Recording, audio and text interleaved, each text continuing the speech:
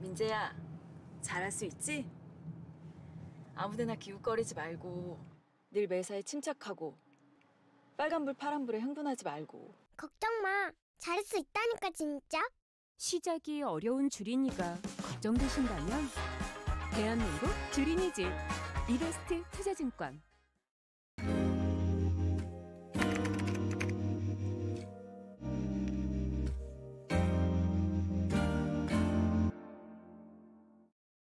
안녕하십니까. 일요 리서치입니다. 지금 시작한 화면을 보니까 뭐 윤센의 섹터 탐구라기보다 그냥 다 같이 얘기하는 시간인데 갑자기 무슨 뭐 탐구까지는 아니잖아요. 그리고 미리 말씀을 드리는 게 지금 계속 전화가 오네요. 지금 이게 녹음하는 날짜가 29일 아침 지금 현재 9시 20분입니다. 네. 왜냐면 제가 원래 이번 주 휴가였는데 하여튼 장이 뭐 좀 이렇게 돼가지고 뭐 여러 가지 회의도 있고 제가 뭐 오늘 잠깐 회의를 나왔을 때 그래도 뭐 목요일 거 미리 녹음 좀 해놓는 거니까 그러니까 시차를 좀 확대해 주셨으면 좋겠고요. 여하튼 아침의 분위기는 굉장히 지금 냉랭하네요. 지금 뭐 다들 최악의 시나리오들을 많이 염두에 두시는데 좀 이따가 이제 10시부터는 뭐 이거는 시간은 그게 나중에 나가겠지만 또 전략팀과 얘기하는 시간도 일단 녹음을 올릴 생각인데 여하튼 오늘 오리나 연구원 그가 저번 주에 아마 유통업종 관련해서 제가 요새 섹터별로 한번 정리를 해달라고 해서 아마 정리했던 것 같은데 이 부분 좀 들어보고 저도 궁금한 거 있으면 물어보는 시간 갖도록 하겠습니다. 네. 하여튼 유통업종도 뭐 리오프닝부터 시작해서 굉장히 기대감이 높았다가 최근 들어서는 그냥 동력을 좀 잃은 느낌이 있는데 어떤 상황인지 얘기해 주시죠. 네. 페이지 넘기시면서 진행하셔도 됩니다. 페이지 일단 첫 페이지는 저희가 오늘 말씀드릴 내용을 정리한 거여서 참고하시면 되겠고 오늘 이제 기본적으로 2분기 실적이 좀 어땠는지 다 합쳐서 좀 정리를 해드리고 그 다음에 업태별로 좀 이제 하반기 전망 그리고 향후에 지금 어떤 상황에 놓여 있는지 말씀을 드린 다음에 그다음에 체크하셔야 되는 포인트도 정리해드리겠습니다. 결론적으로 저희가 그동안에 이제 BGF 리테일을 가장 좋게 말씀드렸었는데 지금 하반기는 신세계를 말씀을 드리고 있고요. 사실 이 리오프닝으로 해서 여러 번 이것저것 기대감이 많았고 또 그리고 이커머스 코로나 지나면서 성장세가 좋았다 보니까 이제 이런 부분에 투자를 많이 하는 업체들이 나왔었는데 저희가 제목에 이 백투 베이직이라고 써놓은 것처럼 오히려 이런 시기에는 담백하게 이것저것 펼치지 않고 좀 비용 구조 좋게 만들고 또 비용 절감하는 그런 업체들이 훨씬 더 유의할 수 있다 이렇게 말씀을 드리고 있습니다. 그래서 먼저 2분기 실적에 대해서 말씀을 드리면 유통업체 합산해서 지금 매출액은 YOY로 17%가량 증가를 했고요. 영업이익은 합산해서 62.2% 증가를 했습니다. 원래 2분기가 유통업체들이 재산세를 납부하는 시기다 보니까 기본적으로 베이스가 낮기도 했고 또 지난해 코로나를 지났다 보니까 수익성이 조금 떨어진 업체들이 많아서 영업이익 성장세가 이제 훨씬 더 폭이 크게 나타났다 이렇게 봐주시면 될 것 같고요.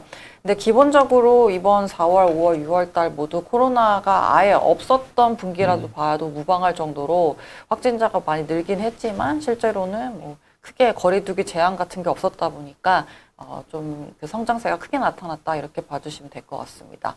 그래서 업태별로 봤을 때에는 백화점하고 편의점이 아무래도 리오프닝 효과가 완전히 받았던 모습이었고 그리고 대형마트는 점포가 이제 또 많다 보니까 기본적으로 재산세 부담이 있었고 거기다가 이쪽은 온라인 쪽은 또 코로나 때문에 워낙에 성장세가 좋았다 보니까 베이스가 높았었거든요. 그래서 실적이 부진했었고요.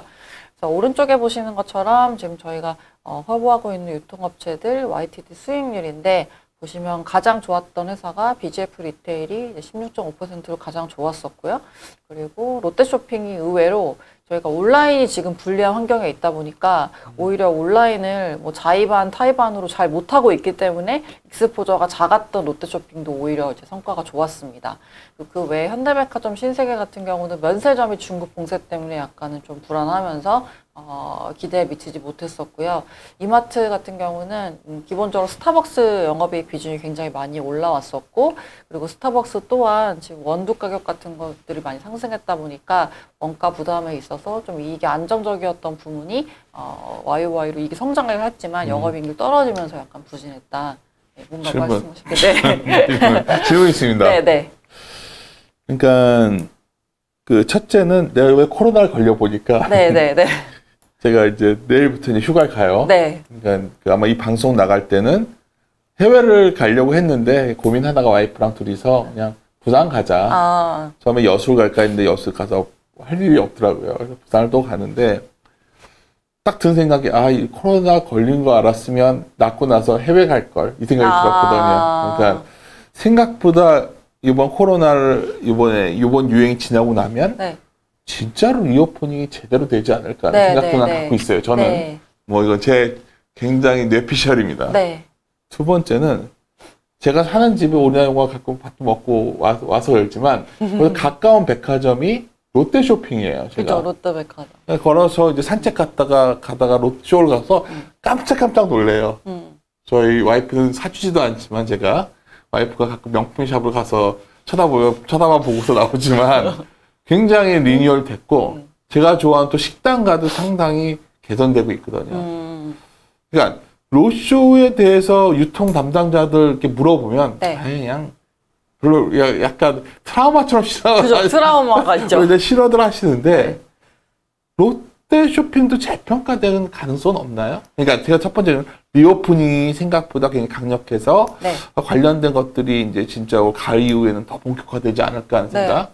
두 번째는 백화점 주식하면은 나도 이제 어디 가면 항상 현대백화점 가깝고 좋고 제일 잘 되고 근데 이제 신세계도 좋고요. 근데 예를 들어서 강남 반포에 있는 신세계 가서 명품이 거기가 잘 됐지만 어떤 경우는 롯데쇼핑도 상당히 잘 될 수도 있는 거 아닌가. 리오프닝이 이렇게 되면 또 해외 사람들 들어올 거고.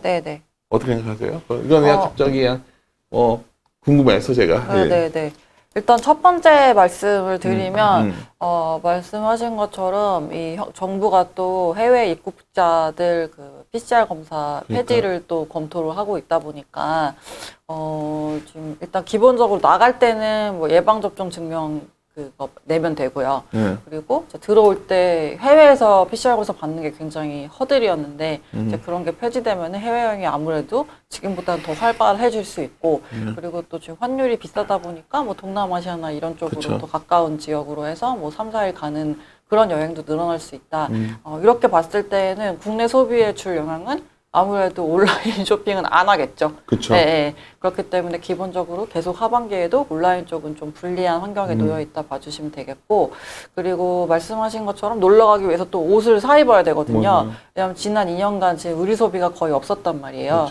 그래서 이제 겨울에는 또 아우터 교체 쪽에 돌아오다 보니까 그렇게 뵀을 때에는 또 리오프닝에 대한 부분을 또 백화점의 의류 소비를 흡수를 할 수 있는 부분이 있어서 기본적으로 그동안 눌려 있었던 뭐 백화점 그리고 뭐 국내 여행도 많이 가시겠죠. 뭐 지금도 많이 가고 있지만 그런 부분 봤을 때는 이제 유동 인구의 증가랑 궤를 같이 하는 그런 업체들이 좋고 면세도 마찬가지로 지금 전체 월별 면세점 매출액을 보시면 한 14억 불 정도 한다 봤을 때 그중에 13억 불 정도가 외국인 매출액이고 1억 불 정도가 내국인 매출액인데 어쨌든 내국인 매출액이 올라오면 좋은 게 공항점 또 면세점이 이제 매출액이 저 해외 나가면 가서 사겠죠.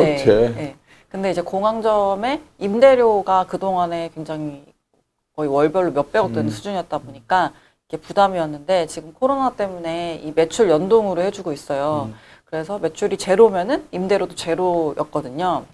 근데 지금 그게 정상화가 되는, 그러니까 월 몇백억으로 기존처럼 내는 게 인천공항 여객수가 2019년 대비 70%까지 올라와야지 기존으로 바꾸겠다고 했어요. 적자 구조로 다시 가는 거죠. 근데 지금 아직도 뭐 지금 늘어난 것 같긴 하지만 여전히 2019년 대비 여객수가 30%밖에 안 되기 때문에 올해 한박인까지 그게 갑자기 70%까지 늘 거는 아니잖아요. 그렇다 보니까 면세점 쪽도 이제 운영하고 있는 입장에서는 비용 부담이 좀 덜어질 수 있다 이렇게 보고 있는 부분이 있습니다. 그래서 말씀하신 롯데쇼핑이 오히려 요새 제일 성과도 괜찮았고 또 좋게 보시는 분들도 많아요. 많아요. 네, 거기다가 컬처웍스가 이제 롯데 시네마 부분인데 이쪽이 되게 많이 좋아졌어요. 왜냐면 진짜 영화를 많이 보러 가시고 또 2분기 때 뭐 탑건부터 해서 되게 작품들이 좋았던 게 많았었잖아요. 그러니까 내가 요즘 가끔 말씀드리는 네. 뭐냐면 짬뽕 되어 있는 것들이 좋은 것 같아요. 그러니까 뭐 건설도 있고 국내도 있고 해외도 있고 뭐 의류도 있는 삼성물산 같은 것도 네. 짬뽕 되어 있고 네, 네.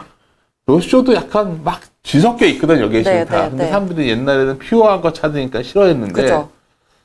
이거는 뭐 섹터한테 강요하는 게 아니라 요즘 PBR 돌면 싼 것들 중에서 그래도 뭔가 싸다만 싼 거는 가치주가 아니에요. 싸지만 뭔가 성장할 수 있는 게 중요한데 네.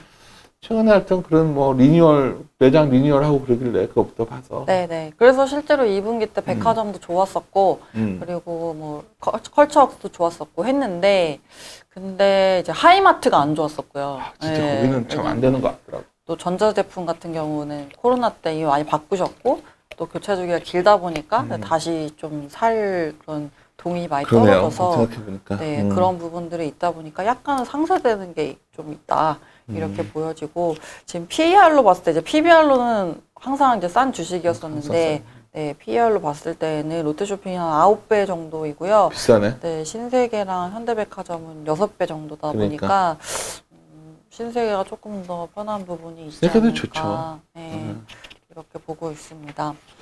그래서 다음 페이지에 보시는 것처럼 다음 페이지 보면 참. 네.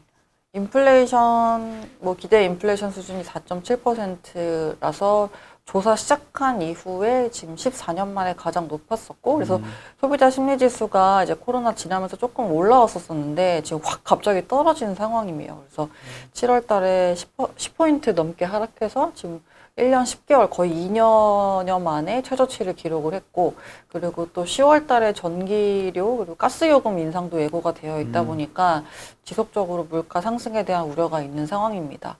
근데 또 뭐 가처분 소득이 줄은 건 아니에요. 여기 보시는 것처럼 YOY로 14% 증가했는데, 근데 지금 소비 상향이 좀 떨어지고 있어서 많이 돈을 안 쓰고 있는. 예. 근데 이거에 대해서 이제 좀 이따 전략팀이랑 얘기를 할 건데, 회의할 때, 이제, 내수주에 대해서 굉장히 부정적 입장을 갖고 있더라고요. 그래서 이유 중에 하나가, 여기서 가처분 소득이 현재는 뭐 증가한 걸로 나오지만, 이제부터 이제 뭐 대출금리부터 해서 뭐 이런 거 생각해보면, 이게 줄어들 것이다. 소비가 굉장히 약화될 것이다. 이제 전략팀은 저한테 그런 식으로 보고를 했기 때문에, 하우스베이를 어떻게 녹여낼 건가를 고민하고 있는데, 실제는 우리가 주위에 그래도 소비하시는 분들 많이 알잖아요. 우리가 그래도. 어때요, 분위기가? 그렇게 소비를 막 줄이는 분위기예요, 제가? 쓰는 거는 또 쓰는데 아낄 수 있는 데서는 아끼는 것 같고, 이게 전형적으로 일본이 이제 불황이었을 때 나타났던 상황. 그래서 과거에 일본의 명품 소비도 계속적으로 증가했는데 이제 중간에 낀 그런 브랜드들은 매출이 감소를 했었고, 또 동시에 돈을 아끼고자 했을 때 뭐 PB 상품이라든지 아니면은 일본은 이제 맥주 안에 들어가 있는 메가 비중으로 주세가 매겨지다 보니까 아예 맥주인데 메가를 비중 확 낮춘, 알코올 도수는 똑같은데 그런 뭐 제삼 맥주, 뭐 발포주 이런 것들이 이제 올라오기 시작했거든요. 그래서 그런 식으로 양극화 소비가 뭐 계속해서 굳혀졌던 상황이 그때였었다 보니까 저희도 지금 돈을 안 쓰고 있는 그런 상황에서 턴어라운드 할 수 있는 부분들은 중간중간 기회를 찾아야 된다, 이렇게 보고 있습니다. 뭐 남기려면 사람들이 가격에 좀 덜 민감해야 되는데, 최근에 뭐 치킨 당당 치킨. 그렇죠. 뭐 그런 거부터 해서 뭐 우유도 그렇고 모든 거를 어떤 선택의 기준 중에 하나가 이제는 가격이라는 게 들어가면 맞아요. 내수 기업들이 상당히 고민스럽지 않나 하는 생각이 들거든요. 그래서 온라인이 더더욱 이제 어려운 게 당당 치킨 같은 거, 저희가 옛날에 뭐 IF 때 이럴 때 보시면은 막 전단 행사로 뭐 엄청 싸게 뭘 판다 이렇게 했을 때 이제 사람들이 집객이 일단 기본적으로 되고, 그렇게 갔을 때 뭐 기름값 아까워서라도 뭔가 더 구매를 하고 나온단 말이죠. 근데 만약에 저희가 쿠팡에서 당당 치킨을 판다고 생각해 보세요. 비슷한 거를. 그럼 그냥 당당 치킨만 사고 그냥 땡이에요. 왜냐면 뭐 다 무료 배송이고 그거를 사기 위해서 그냥 목적 구매를 하는 거니까. 근데 만약에 당당 치킨을 사러 오프라인 매장에 갔다라고 했을 때에는 아무래도 동반 구매를 할 공산이 훨씬 더 커지다 보니까 그런 식으로 더 유리한 부분들이 오프라인들한테 있다. 네, 그러니까 온라인은 뭐 특정 분야지만 너무 배송비가 지금 내려와 너무 비싸서 비싸졌죠. 이게 이 소위 온라인 쪽으로 인한 어떤 가격 거품 네네. 이게 거쳐야 되는 상황이어서 온라인 쪽은 진짜 점점 더 힘들어진 거 아니야 생각이 좀 네, 들어요. 그런 측면에서 또 이제 컬리가 뭐 뒤에서 말씀드리겠지만 아무래도 상장을 준비하는 데 있어서 약간 미리 했었으면 좋았을 텐데라는 생각이 들게 하는 지점이 좀 있죠. 그래서 저희가 보는 게 일단 편의점이 런치플레이션 대안으로 지금 각광을 받고 있는 거는 맞습니다. 뭐 도시락이나 뭐 FF, 그러니까 프레시푸드가 일배 식품이라고 해서 일일 배송 식품, 그러니까 하루에 한 번씩 이제 와야 되는 예를 들어 뭐 삼각김밥이나 아니면은 그냥 김밥이나 뭐 샌드위치 같은 것들인데 이런 것도 성장세가 확실히 두드러지고 있는 상황이고요. 그리고 또 상반기 때 진행했던 가격 인상도 지금 실적에 좀 녹아 들어가고 있는 상황입니다.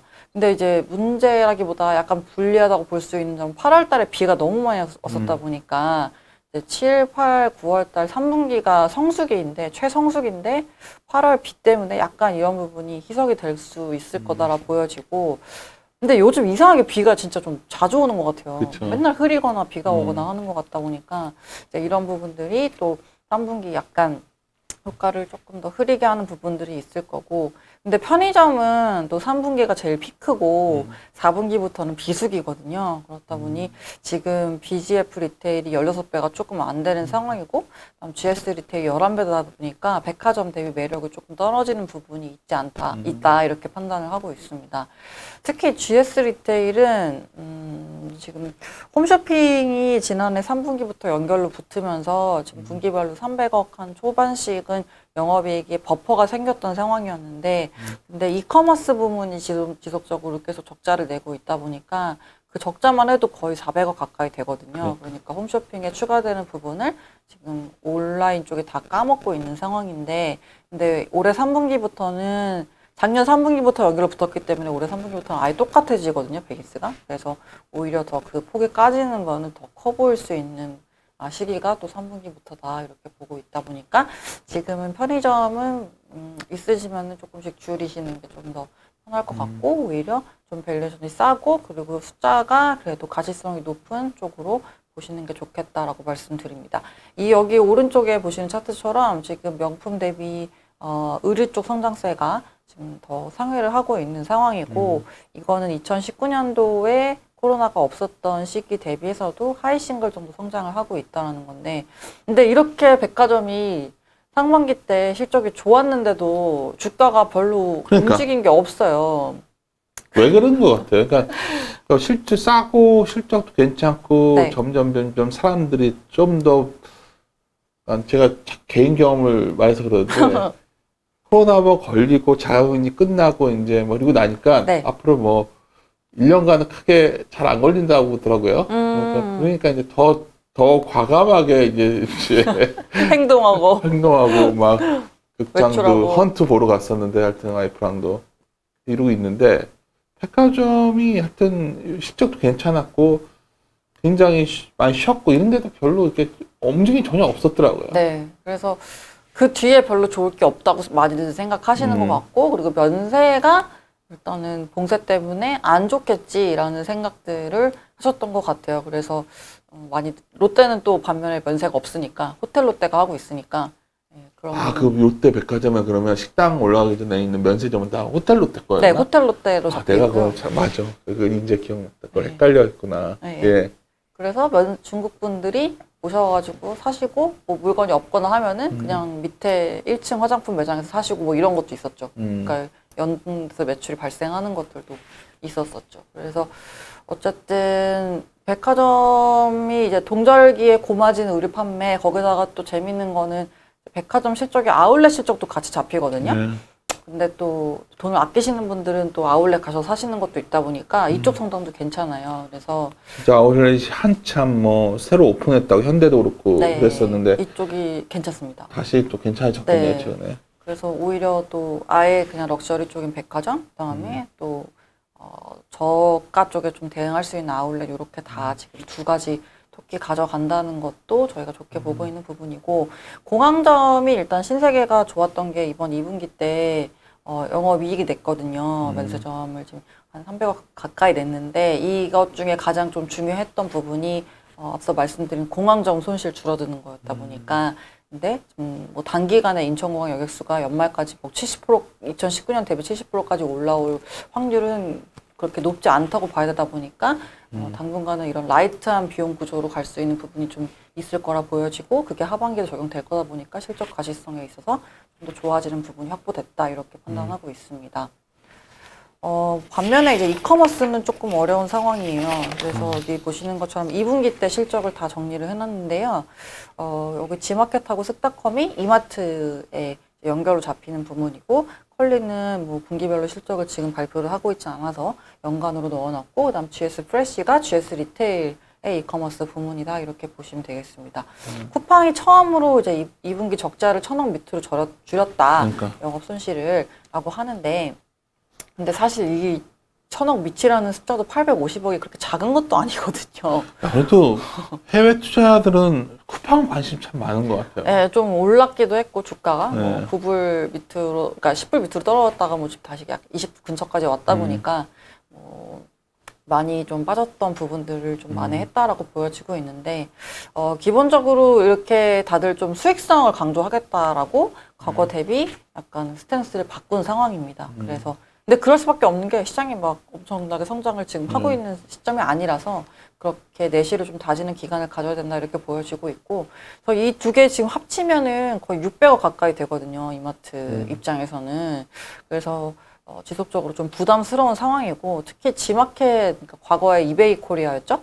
요 부문은 그래도 성장을 하던 그러니까 성장을 못하지만 영업 이익은 꾸준히 내고 있었던 그런 회사였었는데 이제 인수되고 나서 PPA 상각비부터 해가지고 이제 여러 가지 PMI 과정 거치면서 좀 영업 손실이 1분기부터 나오고 있는 상황입니다. 그래서 이쪽은 못해도 그래도 몇백억 적자는 지속될 거라고 봐야 될 것 같고요. 그다음에 GS 리테일은 지금 보시면 매출액이 470억인데 영업 손실이 거의 350억이에요.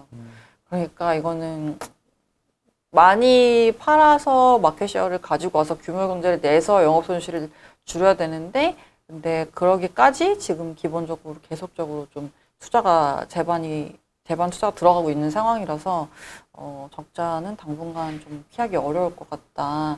작년에 연간으로 700억 했는데 올해는 1,000원 넘게 봐야 되지 않나 이렇게 판단을 하고 있습니다. 그래서 이런 상황에서 컬리가 또 상장을 하려고 하니까 다음 페이지에 보시는 것처럼 저희가 이게 지난주 초 월요일에 이제 발표했던 자료여가지고 그 예비 심사 진행 예정이었는데 이제 통과를 했죠. 통과를 했고 이제 계획대로라면은 아마 연내에는 상장을 할 것으로 보여지고 있는 상황입니다. 근데 아시겠지만 뭐 작년 12월 달에 마지막으로 받았던 그 투자 규모가 2,500억이었었고 그리고 그때 받았던 밸류가 여러 번 말씀드렸지만 4조 원이었는데 맞아. 근데 지금은 이제 뭐 1.8조, 2조 이런 얘기가 나오고 있다 보니까 반토막이 났고요. 4조에 들어갔던 사람들은 머리 아프죠. 지금 그리고 그때 하여튼 이 비상장 쪽에서 가장 핫했던 것이 컬리 좀 물건들 좀 있었고 네. 두나무더라 그거랑 되게 그랬는데 그때 받았던 곳들은 다 머리 아픈 거. 머리 아프죠. 그래서 그러니까 이게 여기에 좀 얹혀가려고 대기업도 투자를 많이 했었거든요. 뭐 지분을 일부 가져가고 있었던 부분들이 뭐 있었는데 이제 그런 부분들도 조금 애매해지게 됐고 이 4조다 보니까 그동안에 타겟으로 했던 이제 멀티플이 뭐 6조, 7조 정도 타겟으로 봤을 그러니까 그때 뭐 GMB 6조, 7조 그냥 간다 그랬는데 뭐 지금 내가 봤을 때는 4조에 들어갔던 사람들이 그 정도 보고 들어간 건데 그죠. 또 없고 사실 이 밑에 적혀 있는데 제일 내가 쓱닷컴 같은 거예요. 네네. 스타컴도 엄청 시장 가치를 높게를 봤었고 받았죠. 네. 그러니까 기본적으로 요 밸류 저희가 뭐 미니멀하게 이 마지막으로 받았던 밸류 보수적으로 여기다가 이마트 뭐 지분율이 50.1%니까 거기다가 PGMB 멀티플 곱해서 이마트 밸류션에 넣었는데 그래서 그렇게 했을 때 뭐 항상 본업 가치만 받고 있고 자산 가치 가지고 있는 거는 지금 시장에 반영이 전혀 안 됐다. 제로다라고 해서 이마트를 밀었던 논리였는데 만약에 컬리가 올라오게 되면은 지금 만약에 1.8조에서 뭐 2조면은 이게 컬리가 올해 목표하고 있는 GMV가 3.3조거든요. 그러니까 뭐 한 PGMV로 0.3배 정도 받는 거니까 이마트 쓱닷컴 밸류션에도 이제 그게 만약에 적용되면은 좀 깎일 수 있는 공산이. 그러니까 지금 문제가 뭐냐면 네. 시장 가서 요즘 막 싸게 물건들 사고 이런 분위기다 보니까 그죠. 그리고 실질적으로 뭐 여러 가지 미디어나 이런 걸 보다 보면 사람들이 소비에 대해서 굉장히 경계감을 갖다 보니 네, 네. 사실 쓱닷컴이나 뭐 마켓컬리가 물건은 좋은데 비싸잖아요. 아닌가요? 안 비싼가요? 컬리 비싸요. 네. 쓱닷컴도 뭐 싸지는 않은 것 같아요. 왜냐면 우리 그리고 포장재가 너무 많거든. 할 때 음. 맨날 우리 그 쓰레기 버릴 때마다 야, 근데 최근 내가 놀란 게 이제 장 보러 가보면 장을 많이 보러 오는 것 같아요.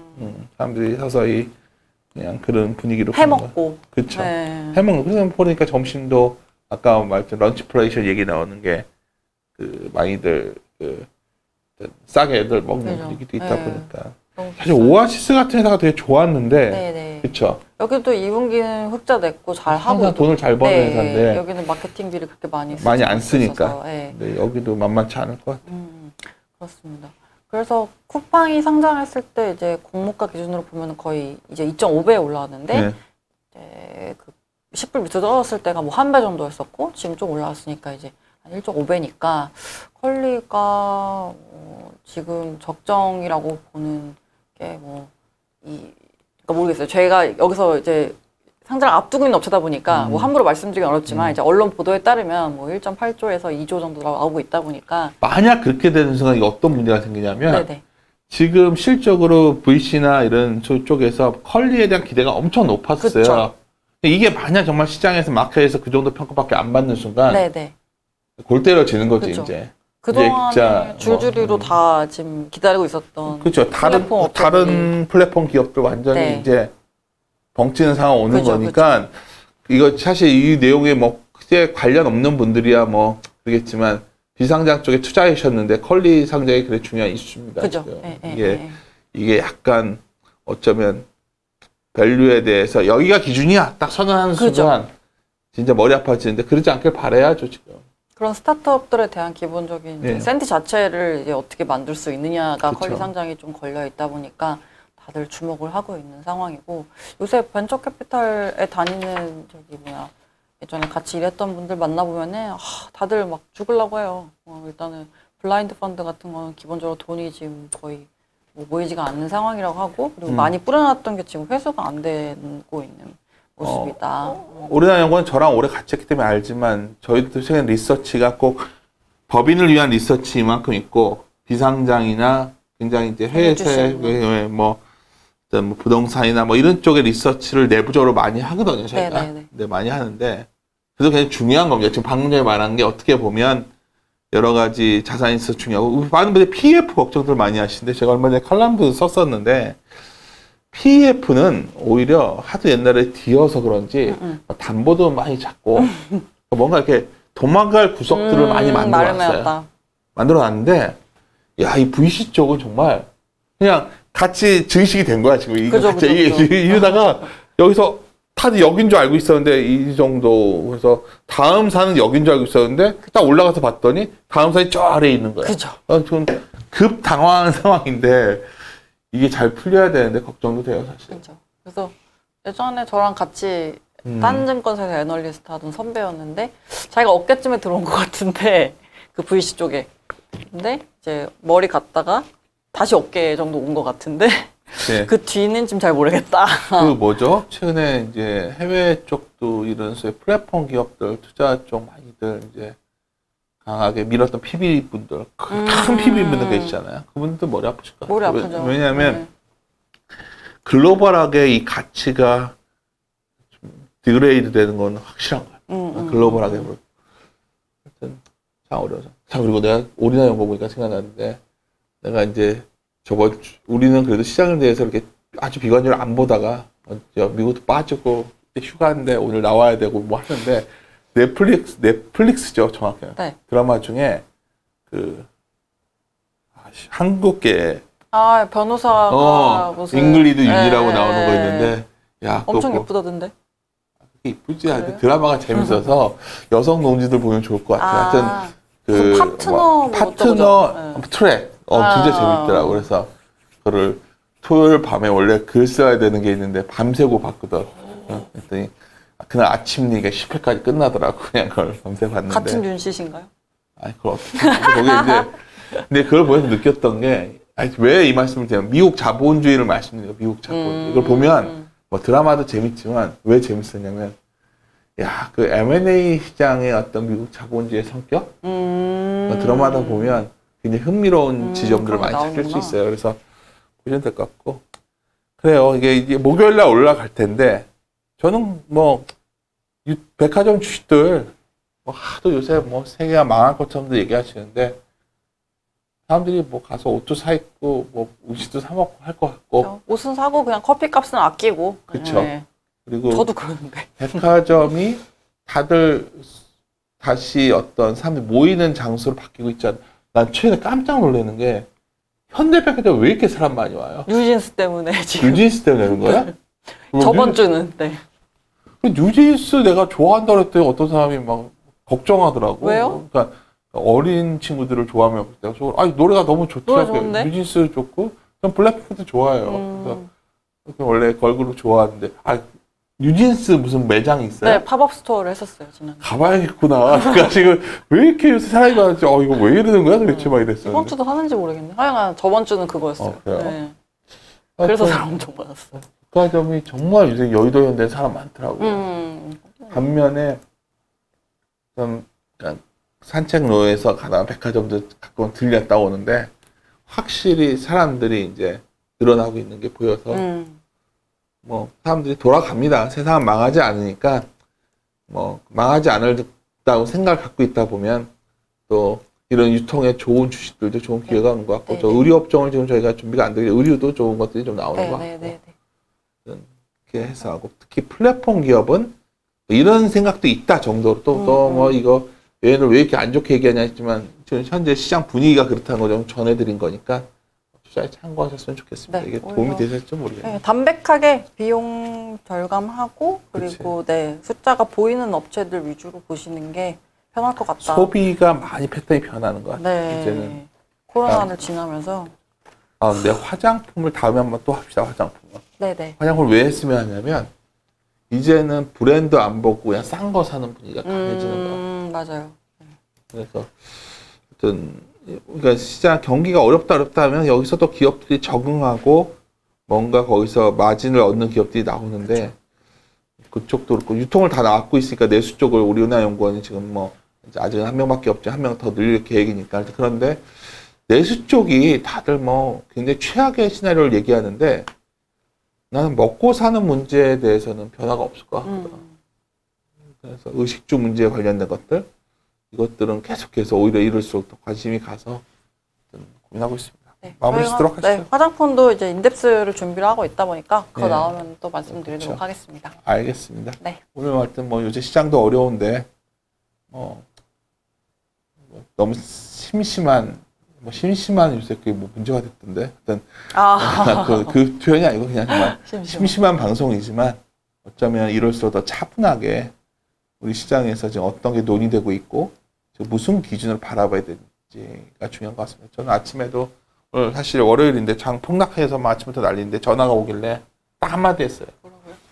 원칙은 변한 거 없다. 그냥 결국 가치 대비 가격이 얼마나 매력적인가를 보는 거고 우리가 아래로의 확률이 몇 프로인가를 따져보고 위로 열 수 있는 확률이 몇 프로인가를 따져봤을 때 그렇게까지 두려울 시기는 아닌 것 같다. 그냥 기자들 전화하면 안 받고 있는데 클라이언트한테는 제가 응대할 의무가 있기 때문에 그 정도 톤하고 얘기하고 있고요. 일요원 분들한테도 너무들 당황하지 말아라. 뭐 이게 그렇게 뭐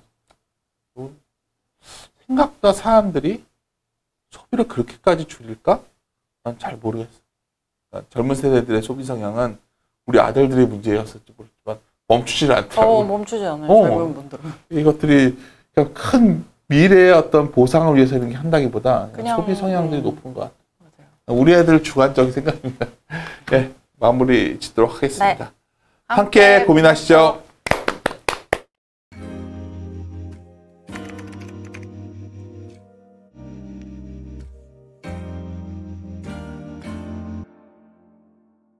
애들은 아무거나 막 주워 먹지? 파란불 빨간불에 흥분하지? 친구들 따라서 우르르 몰려다니지? 시장이 어려운 주린이가 걱정되신다면 대한민국 주린이집 이베스트 투자증권